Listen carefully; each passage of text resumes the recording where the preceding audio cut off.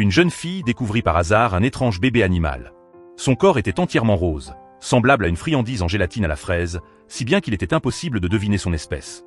En voyant cette minuscule créature frémir faiblement dans le creux de sa main, elle fut déconcertée. C'était la première fois qu'elle s'occupait d'un animal sauvage, et, faute d'expérience, elle se contenta de le nourrir chaque jour avec précaution à l'aide d'une seringue remplie de lait. Grâce à ses soins attentifs, le petit grandit peu à peu.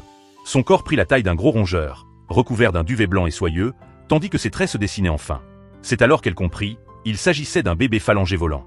Les jours passèrent, et la petite créature devint plus robuste, son pelage plus dense et éclatant. Son apparence attendrissante avait complètement conquis le cœur de la jeune fille. Chaque jour, elle lui préparait ses repas avec soin et lui avait même construit un petit abri douillet. L'attachement de l'animal pour sa bienfaitrice ne cessait de grandir. Il restait toujours tout près d'elle, et lorsqu'elle sortait, il se glissait spontanément dans son sac à dos pour ne pas la quitter. Il suffisait qu'elle tende la main et l'appelle doucement pour qu'il accourt en trottinant, les pattes écartées, prêt à bondir dans sa paume et à adopter la posture du vol plané, comme s'il répétait ses futurs envols.